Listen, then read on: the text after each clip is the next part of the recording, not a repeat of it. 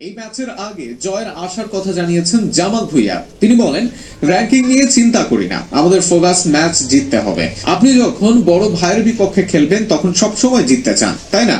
আমরা কিন্তু তাই করতে চাই। ভারত ম্যাচ দিয়ে অভিষেকের অপেক্ষায় ইংলিশ প্রিমিয়ার লিগে খেলা ফুটবলার হামজা চৌধুরী। হামজা আশায় দলের জন্য ইতিবাচক হয়েছে বলে মন্তব্য করেছেন জামাল। তিনি বলেন, হামজার আশাটা আমাদের জন্য ইতিবাচক। অন্য খেলোয়াড়দের মানসিকতার পরিবর্তন হয়েছে, খেলোয়াড়রা এখন জিততে চায়। এই ম্যাচে দর্শকদের চাপের কথাও মাথায় রাখছেন জামাল। তিনি বলেন, ভারত ম্যাচ মানেই চাপ, আগামীকাল দর্শকদের আগ্রহ থাকবে আরো বেশি।